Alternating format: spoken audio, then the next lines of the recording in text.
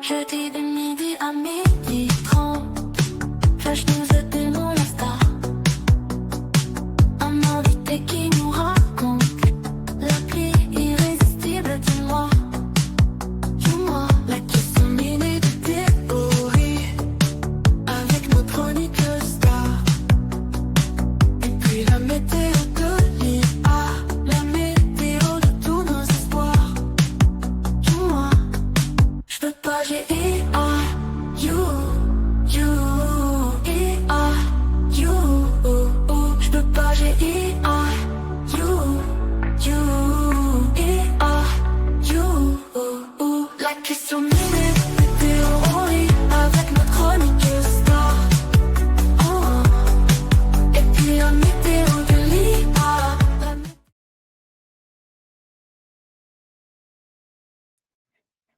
Bonjour, on est jeudi, il est midi et donc je peux pas, j'ai IA. Et on est en direct de Lyon et je vais vous présenter quelqu'un que vous connaissez et qui est à mes côtés. Voilà. Bonjour Anneline, comment vas-tu? Bonjour Emmanuel, en pleine forme et toi? Mais ça fait du bien de te voir en direct pour une fois. Oui, ça change un peu. Oui, tout à fait. Alors, je vais te faire redescendre du studio dans un premier temps. Je vais parler des flash news, de la question du jour, de vous faire une petite démo de Derrière l'Alphago et puis je te fais remonter pour ta chronique. D'accord? Avec plaisir. À tout de suite, Anneline. Alors, voilà, c'est parti pour les flash news. Je vous partage tout de suite mon écran. Flash news numéro 1. Aujourd'hui, je vais parler aux gourmands. Et je sais qu'Anneline m'écoute, mais je ne vais pas parler trop fort. On va commencer par parler de chocolat. Le chocolat, c'est quand même ce qu'il y a de meilleur, non? Le chocolat, ici, c'est le nom de code de la version bêta de Grok 3, le modèle du XAI, donc celui d'Elon Musk. On retrouve dans ce chocolat, dans cette version de XAI que je vous partage à l'instant, la voilà, vous voyez, Grok, on retrouve les fonctionnalités des autres modèles, Deep Search, Voice, bientôt, donc une voix. Apparemment, tout fonctionne mieux sur Grok d'après les premiers tests. Et Grok est gratuit pour une courte période, selon Elon. Je ne sais pas ce que pour Elon court veut dire. Et Elon, il a mis les moyens parce qu'en 92 jours, il a doublé les capacités du centre de calcul qui fait tourner Grok et il est passé de 100 000 à 200 000 cartes NVIDIA N100. C'est l'ordinateur le plus puissant du monde, évidemment.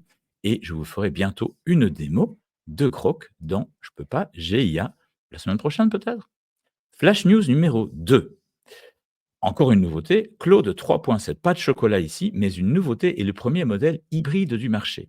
Claude 3.7 Sonnet est d'une part une version améliorée de Claude 3.5 Sonnet en mode normal, mais il existe aussi un mode raisonnement avancé.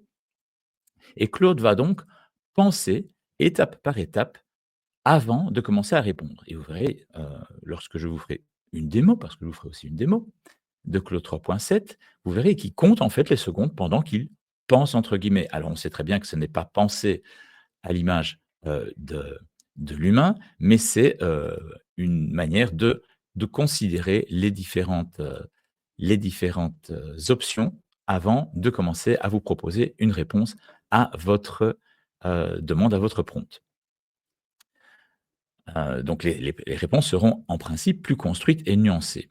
Cette nouvelle version se montre également particulièrement performante en programmation et elle propose une nouvelle interface qui s'appelle Claude Code, qui est destinée à faciliter et fluidifier le travail des développeurs. Ah oui, et Claude 3.7 est accessible déjà dans le plan gratuit de Claude. Troisième flash news, et on ne quitte pas le domaine des nouveautés, et on parle ici de Perplexity. Et Perplexity nous lance, tenez-vous bien, un nouveau navigateur, et oui, pour concurrencer Chrome, pour une recherche agentique. Mais c'est quoi une recherche agentique? Alors, je ne me suis pas foulé, j'ai demandé à Perplexity, et voici sa réponse. Les agents de recherche agentiques vont plus loin que les moteurs de recherche classiques en explorant activement les sources pertinentes pour l'utilisateur, en analysant et synthétisant l'information provenant de sources multiples et en présentant un résumé cohérent et complet qui répond complètement et directement à la requête. Par exemple, pour une recherche comme « Que sont les agents LLM ?», un agent de recherche ne se contente pas de fournir des liens, il visite les sources pertinentes, extrait les informations importantes et génère un résumé concis qui aurait pris des dizaines de minutes à visiter et à compiler manuellement. Évidemment, je suis sur la liste d'attente et ça va faire beaucoup de démos dans Je peux pager 1, hein. Vous voyez mon adresse là qui est sur la liste. J'ai évidemment rejoint la liste d'attente directement. Ça tombe bien, puisqu'on va vous proposer une démo. Et ça tombe bien parce que selon un sondage Ipsos récent, c'est votre rubrique préférée de toutes les missions. Donc à bientôt pour une démonstration de Perplexity. Je me demande si je ne vais pas faire que des démos au final.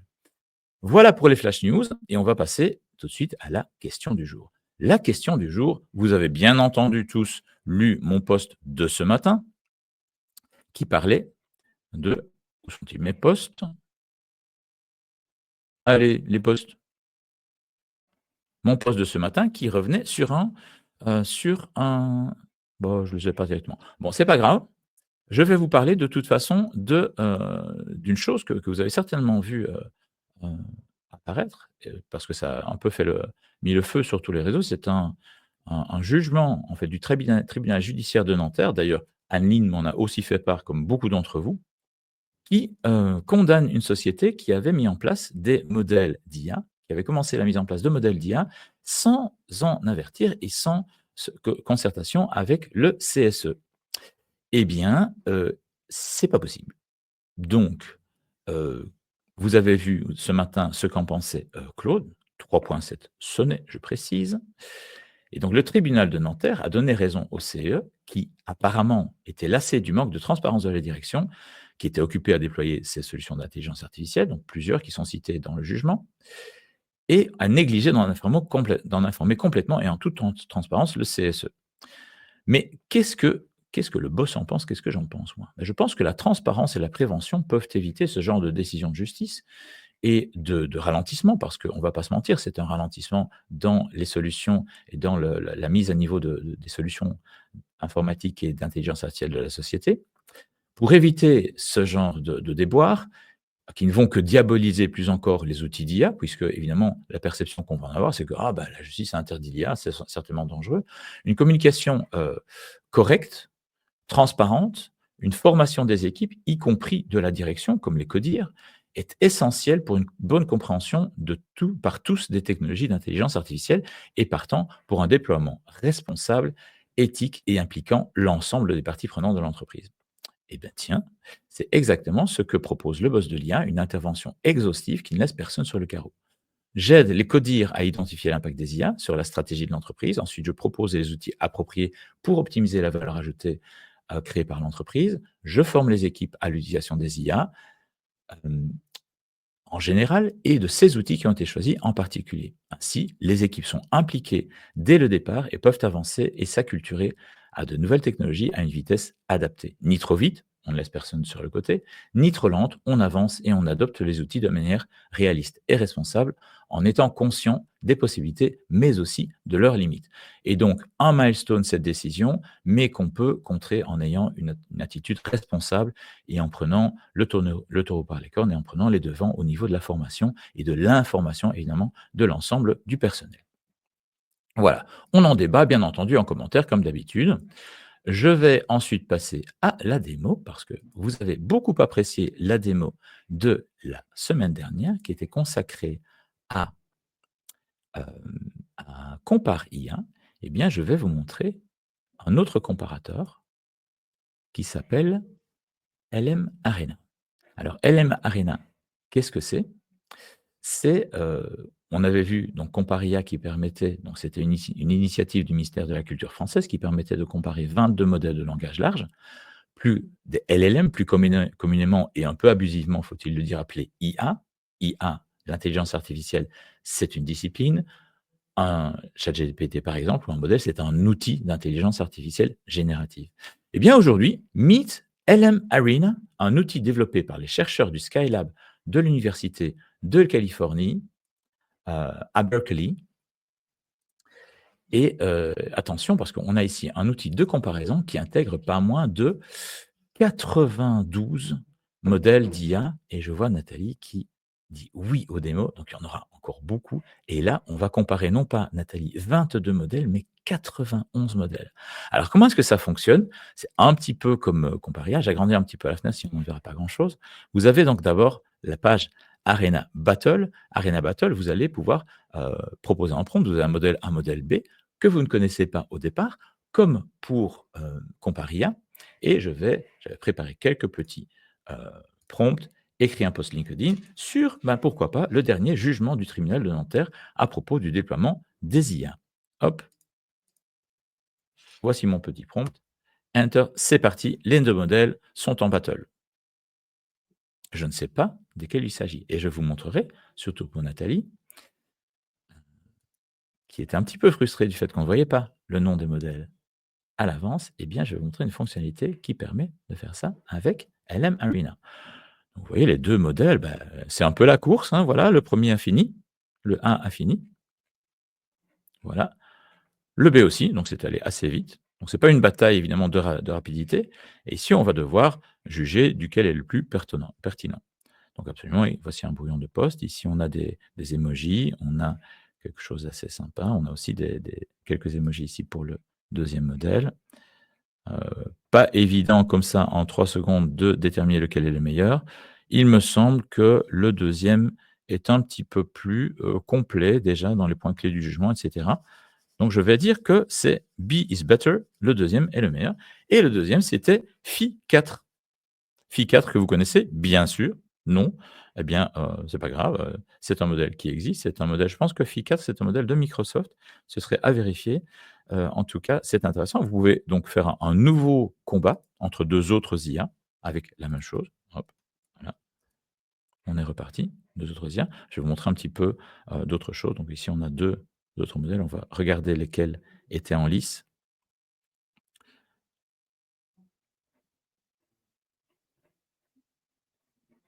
Voilà, vous avez aussi d'autres fonctionnalités. Je vais vous montrer. Repo de chat, c'est alors, il faut savoir aussi que LM Arena est intégré dans l'environnement de GitHub également, donc pour les codeurs. Et donc, vous avez des fonctionnalités repo de chat.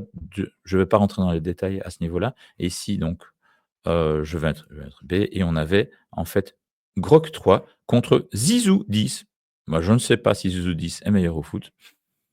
Mais bon. Vous avez aussi des modèles de text to image. Donc, vous pouvez comparer des modèles de... voilà, on va demander... Voilà, ici, une image d'un juge qui rend une sentence forte. Et on va voir quels modèles sont en battle.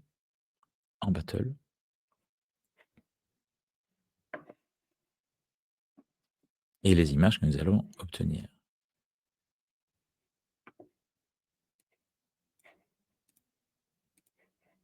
Eh bien, on a déjà deux Nathalie. Nathalie Dupuis qui nous rejoint. Bonjour Nathalie, quand est-ce que tu viens nous proposer, nous présenter YALS dans Je peux pas GIA? On est vraiment impatient de t'accueillir, Nathalie. En plus, on est dans le 6e à Lyon, donc tu n'as aucune excuse, c'est à côté de chez toi. Voilà les images. Et on a... Bon, je dirais que B est meilleur, hein, parce que A, c'est pas... Ouh là là, elle a un petit problème au poignet, la madame. Là, hein. C'est pas... Il y a des marteaux un peu dans tous les sens, donc B is better. Et A, c'était Dali, et le B, c'est Imagen 3.0, qui remporte souvent les battles. Alors, je vais vous montrer, pour répondre aussi à Nathalie Scott, ici, l'Arena Side by Side, où je peux choisir les modèles. Et donc, je vais choisir, par exemple, on va prendre du chocolat, hein, on va prendre Early Grok 3, et on va mettre en face... Vous voyez, regardez tous les modèles que j'ai. Oui, donc 91 modèles. On a tous les modèles de Claude, on a GPT, on a Gemini, on a O3 Mini, on a les modèles d'Amazon, donc on a des LLM et des SLM. Pour rappel, les SLM, ce sont les petits modèles de langage qui sont entraînés avec moins de données. On a Llama également, on a Hunian, on a Mistral. Tiens, voilà, on va prendre Mistral large 2411 au hasard et on va donc faire se mesurer ces deux, et on va leur demander de générer le plan d'un cours sur les fake news de 12 heures destiné à des étudiants de Master 2. Ça sent le vécu, absolument. C'est parti. Oula, Grok prend un peu d'avance. Donc, vous voyez, c'est assez complet. On a, regardez, à 15 minutes, 45 minutes, c'est quand même le plan est pas mal. Première séance, deuxième séance. Ici, Mistral décompose en modules, théorie et concept, méthodologie de recherche, tandis que Grok, lui, est parti sur plutôt une introduction aux fake news avec des activités interactives, ça c'est intéressant, psychologie et sociologie des fake news pendant 2 heures. Qu'est-ce que vous en pensez? Vous pouvez aussi voter dans les commentaires, hein. Voilà. Ah donc Nathalie revient, je viens quand je veux. Eh bien, on va se dire dans 2 semaines, Nathalie? Jeudi prochain, dans 2 semaines, tu es là. Le rendez-vous est pris. Alors ici, on me demande, il choisit à chaque fois les 2 modèles les plus pertinents? Non, pas forcément, c'est au hasard. Donc ce sont des battles au hasard pour avoir, et il y a plusieurs millions, je pense déjà, on avait, je ne sais plus combien, mais c'est énormément de tests. D'ailleurs, on le verra tout à l'heure dans les résultats. Le but, c'est justement d'avoir un maximum de votes pour pour pouvoir détailler, parce que le but de LM Arena, c'est comme un combat en fait, c'est de déterminer un vainqueur. Donc déterminer un vainqueur, déterminer en tout cas quelles IA sont les meilleurs en fait selon les utilisateurs. Donc c'est là que en fait LM Arena innove, c'est que plutôt que de donner de montrer en fait, de proposer des benchmarks et des résultats de benchmark très très spécifiques pour les modèles de langage, ici avec les tests des utilisateurs, c'est vraiment l'avis des utilisateurs qui va rentrer en ligne de compte pour le classement pour le classement des modèles de langage. Donc je vois que LinkedIn User, bonjour LinkedIn User, nous dit que Grok semble plus détaillé. Je suis assez d'accord, mais par contre, dans la structure, et si moi je dois utiliser, parce que je donne évidemment des cours de fake news, je pense qu'ici, la structure qui est proposée par Mistral me semble plus pertinente. Alors, c'est peut-être pas un hasard, c'est que Grok, en fait, est américain et Mistral est français. Et moi, j'ai plutôt l'habitude de donner cours en France avec des méthodologies plutôt françaises. C'est vrai que je connais pas mal le monde anglo-saxon, mais ça me paraît un peu plus structuré. Et moi, j'aurais tendance à dire que B is better, et donc Mistral est meilleur dans ce cas-ci. Un petit cocorico aussi. Bon, attention, euh, LM Arena vous demande bien d'être tout à fait objectif dans vos, dans vos dans vos jugements pour qu'on ait un classement qui soit le plus objectif possible. Voilà. Alors, on peut régénérer également, donc il y a plusieurs fonctionnalités dont je ne vais pas toutes vous parler aujourd'hui. Ce que je voudrais vous montrer encore, c'est le leaderboard. Alors ça, c'est intéressant parce qu'on va avoir le classement ici, donc sur la totalité. Donc vous voyez ici, le total de votes, donc il y a eu 206 modèles au total, et en 91 pour le moment, des 206 modèles qui ont été testés dans l'histoire de LM Arena. Le nombre de votes, 2 694 156 depuis quelques secondes, évidemment. Non, la dernière update date du 20 février. Vous pouvez donc choisir les catégories donc, en fonction de ce que vous voulez faire. Et vous avez même ici, regardez, vous pouvez choisir et demander quel est le meilleur modèle en français. Eh bien, ce sera O1 Preview. Et Mistral n'est pas tout à fait dans les premiers. C'est assez surprenant. Et vous avez DeepSeek qui est deuxième. Tiens donc. Vous avez Grok qui est troisième, O1 Mini, etc. Vous pouvez également mettre des filtres pour le contrôle du style, notamment. Et donc, vous allez avoir vraiment chaque fois des... alors ici, ce n'est pas le cas. Donc, en français, on ne supporte pas ce filtre. Bon, c'est pas grave. Ça vous montre un petit peu. Donc, vous pouvez ici choisir le meilleur modèle pour les maths, par exemple, pour suivre les instructions, etc. Donc, pour les maths, ça va être O3 Mini, ensuite O1 DeepSeek, etc. Gemini et Chocolat, donc Early Grok 3, qui est en bêta, hein, je le rappelle, Grok 3, qui est moins bien placé. Alors d'habitude, en coding, on retrouve très souvent Claude. Eh bien ici, ce n'est pas tellement le cas. Claude n'est pas complètement dessus. Alors ce qui est intéressant aussi, je voudrais encore vous montrer une dernière petite chose, puis on va se tourner vers Anneline. Ici, vous avez aussi Price Analysis et vous avez ici un comparatif des différents des coûts, des rapports en fait, des scores et des coûts entre les différents modèles. Donc vous voyez que les plus les meilleurs modèles sont pas forcément toujours les plus chers. Donc le plus cher en coût du token, ça va être O1, O1 Preview et Claude 3 Opus. Et les meilleurs, on est sur GPT 4.0, sur DeepSeek R1 et sur Gemini 2.0 Flash, avec des coûts qui sont très nettement inférieurs. Vous voyez ici, donc c'est une échelle logarithmique. En dollars par million de tokens, on est à 40 centimes de dollars pour Gemini, alors qu'on peut être à 10 dollars pour GPT 4.0. Donc intéressant, vous avez des intervalles de confiance également. Vous avez beaucoup de, ici, input-output, le ratio. Vous avez vraiment toute une série de critères pour pouvoir vous faire une idée de quel modèle sera le meilleur ou le plus adapté, en tout cas, à vos recherches. Alors oui, je sais, vous l'attendez tous avec impatience. Elle arrive, elle puis a fait aussi, elle, d'impatience à mes côtés. Je l'entends. Alors c'est à moi, c'est à moi. Oui, Anneline, c'est à toi. Hop, je fais descendre LM Arena. On ne peut plus te voir. On veut Anneline. Et Anneline. Rebonjour. Rebonjour. Tu vas toujours bien Enfin, depuis tout à l'heure enfin. Et alors cette Vilaine Grippe, c'est fini. On n'en parle plus. Fini. Ah. Attends, me porte pas la poisse, mais fini. Non, mais on croise tous les doigts qu'on a et puis aussi, voilà, on est en tout cas très heureux. Tu nous as énormément manqué et donc on est très heureux. D'ailleurs, j'en parlais encore avec plusieurs personnes qui regardent régulièrement notre émission et ta chronique. Ils disaient, mais elle nous a manqué. C'est une de nos séquences préférées de l'émission. Et donc, Anneline, c'est à toi. Continue, ça me va. Non, parce qu'on veut t'entendre aussi.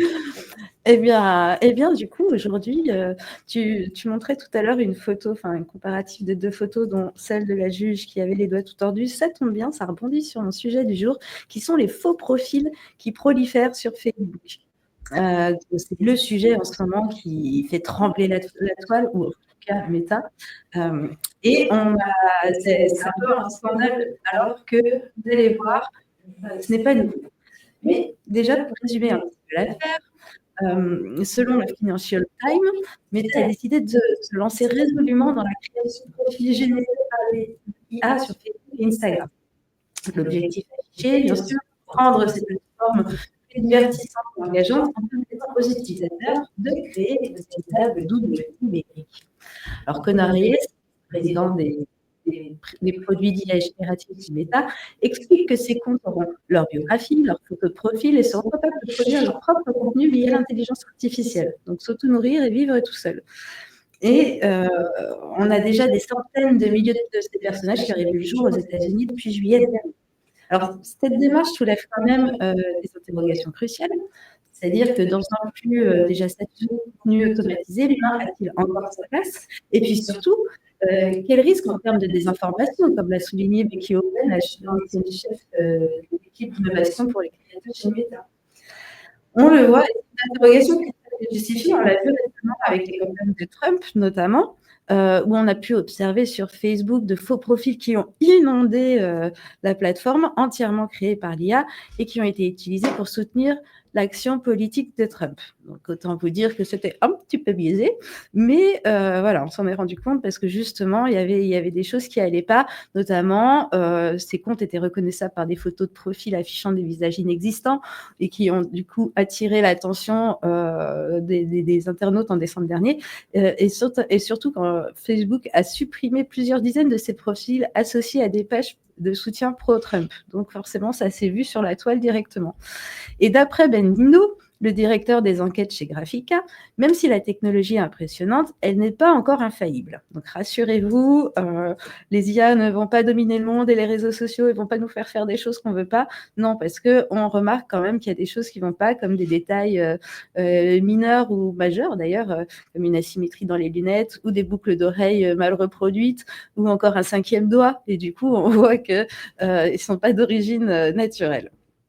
Alors, pourquoi ils ont inondé comme ça d'IA, pourquoi on est inondé d'IA par Meta? Parce que Meta veut intensifier désormais l'usage des IA pour générer et entretenir des profils sur les réseaux sociaux. En plus de permettre aux vrais utilisateurs de créer des avatars numériques, la firme expérimente des bots capables de répondre aux commentaires et même d'organiser des appels vidéo en direct en incarnant le style du créateur de contenu. Donc, du coup, le créateur, il aurait même plus besoin de se déplacer ou de s'afficher ou de se lancer comme nous. Il mettrait son bot et hop, il va le faire pour lui. C'est des questions d'éthique, chacun fait comme il veut. Mais du coup, si l'objectif est d'accroître l'engagement, cette stratégie brouille dangereusement la frontière entre le réel et le fictif, parce que du coup, les risques sont multiples. La confusion pour les utilisateurs, l'amplification involontaire de fake news et les enjeux de confidentialité de données sur lesquels ces IA s'entraînent. Parce que les données, on sait que c'est quand même un point sensible sur Internet. Et même si certains voient dans ces interactions un potentiel divertissement créatif, beaucoup redoutent que, sous garde-fou strict, les conséquences ne soient désastreuses pour la qualité de l'information diffusée. Et on peut comprendre, surtout si on fait des deepfakes et des fake news, etc., etc. Alors, même si ce phénomène agite la toile en ce moment, il faut savoir qu'il n'est pas nouveau. Donc, calmez-vous, ne vous affolez pas. C'est quelque chose qui s'est déjà passé et qui s'est d'ailleurs pas très bien passé, qui n'a pas très bien marché. Parce que du coup, ces expériences des faux profils a été faite en 2023 déjà, avec un lancement qui s'inscrivait dans une première expérimentation, et ça s'est avéré, comme je vous le disais, être un véritable fiasco. Donc on a encore un peu de marge, on a encore un petit peu de temps avant d'être inondé vraiment par tous les faux profils. Et ces profils, qui se comptaient d'ailleurs au nombre de 28, affichaient rapidement des contenus clichés avec des images de mauvaise qualité et même de fausses informations. Donc faites bien attention à ce que vous lisez ou ce que vous voyez sur Internet. Ne croyez pas tout. Et on avait notamment l'exemple de Liv, si certains l'avaient suivi, qui publiait tantôt des récits de collecte de vêtements pour les pauvres, tantôt des photos de soi-disant enfants aux couleurs incohérentes. Et du coup, ça illustre quand même bien cette maladresse. Donc on a encore un petit peu de marge avant d'être totalement inondé par des faux profils efficaces. Et du coup, face à l'indifférence quasi générale des utilisateurs, Meta a fini par supprimer la majorité de ses comptes, mettant en lumière l'échec cuisant de cette première tentative. Donc, ce qu'on peut en retenir, en résumé, c'est que nous assistons à une double dynamique. D'un côté, Meta qui cherche à réinventer l'engagement sur ses plateformes en proposant des avatars numériques toujours plus sophistiqués, et de l'autre, les expériences passées qui nous rappellent que la technologie, quand elle est mal maîtrisée, peut rapidement se retourner contre elle, notamment en facilitant la diffusion des informations ou en créant une confusion entre le réel et l'artificiel. Alors, la question que je vais vous poser aujourd'hui, à laquelle vous pouvez répondre en commentaire, c'est: est-ce que l'IA sur nos réseaux sociaux représente une véritable avancée divertissante ou au contraire est-ce une menace pour l'authenticité de nos interactions? Est-ce que vous pouvez discuter avec un chatbot ou alors est-ce que vous préférez un humain? À vous de me le dire. Et toi, Emmanuel, qu'en penses-tu? Je crois que tu sais très bien ce que j'en pense. Alors, j'ai eu plusieurs réflexions, évidemment, pendant ta chronique. Première chose, c'est que je me disais, mais en fait, ça peut être pratique, en fait, quand on a une chroniqueuse qui est malade, qui a une grippe, on peut peut-être la remplacer. Tu vas pouvoir mettre ma tête sur les influenceuses virtuelles, comme j'avais fait la chronique. Maintenant, tu sais comment faire. Voilà. Donc, oui, mais c'est vrai, ça, tu m'as en plus donné les pistes. Merci, Annie. Alors, tu sais très très bien que c'est pas du tout mon objet, que moi je préfère de loin dialoguer avec la personne, être dans l'humain plutôt que dans le virtuel. Je voudrais aussi rebondir sur quelque chose que tu viens de dire dans ta conclusion, qui est ne croyez rien. C'est exactement en fait ce que moi je dis à mes étudiants dans mes cours, parce que je donne cours de fake news, et je sors de 2 jours intenses de cours de fake news à Sup de Publicis à Lyon, et ce que je leur dis, c'est un des principaux apprentissages que j'essaie de leur inculquer, c'est ne croyez rien, doutez de tout et vérifiez. Encore plus, sur Internet, c'est indispensable, quoi. Et je vais vous dire, en fait, ça date pas d'hier. Regarde le cheval de Troie. C'est un des premiers exemples de fake news que je donne de l'histoire, mais c'est la même chose. C'est la même chose. Ils n'ont pas assez vérifié, mais ils se sont fait avoir. Lui, pensez aussi pour, j'ai oublié son prénom, mais la dame qui s'est fait avoir par Pitt et qu'on a beaucoup descendu alors que son objet, je regarde le fait, donc l'approche de l'émission de télévision qu'elle a accueillie est un petit peu dénigrante pour elle, et son intention n'était pas de venir exposer son malheur, mais de dire, mais tiens, voilà, même moi qui suis quand même quelqu'un d'assez normalement intelligente, assez précautionneuse, je me suis fait avoir. Et donc, pour dire, ça peut quand même arriver à tout le monde. Mais c'est un sacré coureur, Brad Pitt, hein, parce que c'est pas la seule qui l'a arnaqué. Donc... Bah, voilà. Alors, j'ai une question. Est-ce que le Brad Pitt vrai est un plus grand coureur que le Brad Pitt faux? Il a pas l'air, hein. Le commentaire. Sait-on jamais. Voilà. Alors, il est 30 déjà, donc on va passer tout de suite à la suite. Et la suite. Pour une fois que j'ai pas trop parlé. C'est vrai, il n'est pas 35, il est 36. C'est passionnant, une nouvelle fois. Merci beaucoup, Annie. Tu restes avec moi pour la dernière partie, pour la météo. Alors, la météo, aujourd'hui, le chiffre du jour, c'est 92. 92 quoi? Eh bien, je vais vous montrer ça. 92% des étudiants anglais qui utilisent l'intelligence artificielle. Alors, on peut vraiment parler d'un engouement et d'un raz-de-marée, puisque on était encore l'année dernière, en 2024, à 66%, donc en bond de 26 points de l'utilisation des IA. Et ce qui est inquiétant également, c'est que 92% des étudiants utilisent l'intelligence artificielle pour répondre à leurs tests. Alors, c'est un signe que les institutions d'éducation doivent prendre le sujet à bras le corps de toute urgence. Vous savez peut-être, ou sans doute, je donne cours dans plusieurs écoles, je veux dire que parmi celles-ci, c'est le groupe Omnes qui se montre le plus ouvert sur le sujet, avec dans un premier temps une information pertinente sur notamment la manière dont les enseignants se doivent adapter leur méthode d'évaluation à l'ère des IA, et également une réflexion qui est en cours sur l'utilisation des outils d'IA dans les méthodes d'enseignement. Et tiens donc, qui ai-je parmi mes collègues dans les enseignants à Sud de Pub? Eh bien, Nathalie Dupuis. Et donc, évidemment, moi, je sors, je l'ai dit, de 2 jours d'enseignement. J'ai bien entendu utiliser les outils d'IA pour commenter les cours que j'ai donnés. Donc, je les utilise pendant les cours. J'autorise évidemment mes étudiants à les utiliser. Je dis, on peut faire ça, on peut faire. Vous faites ce que vous voulez, et vous montrez que vous le faites intelligent. Et c'est ça qui, je pense, est le plus intéressant et le plus pertinent pour eux, parce que dans leur vie professionnelle, ils ont accès à ces outils d'intelligence artificielle, c'est certain. Et j'ai notamment, un petit exemple, créé un espace Perplexity avec les enregistrements du cours. Donc, je l'enregistre pendant les cours, et ensuite, je prends les fichiers audio que je fais transcrire par Lexi, que vous connaissez. Je soumets ensuite ces contenus à Perplexity, qui, dans un espace qui va permettre aux étudiants d'interagir, en fait, au contenu que j'ai donné pendant le cours. Donc, c'est assez apprécié, et c'est assez chouette de leur proposer ça. Voilà. Eh bien, on a encore débordé un petit peu, Amine. Voilà. C'est pas ma faute. Quand on passe du bon temps, eh bien, on reste. Voilà. Il nous reste à vous souhaiter un bon appétit, d'abord. Bon appétit. Et puis, à vous dire, on va se retrouver jeudi prochain, à midi, pour... Je peux pas GIA. Exactement. Bon appétit, les boss. À tout bientôt. Je peux pas GIA, you, EA, you, je peux pas GIA, you, EA, you, la question minute, météo en lit, avec notre chroniqueuse star, et puis la météo de l'IA, la météo de tous nos espoirs, jeudi de midi à midi 30, Flash News et Démo la star, un invité qui nous raconte l'appli irrésistible du mois, je peux pas GIA.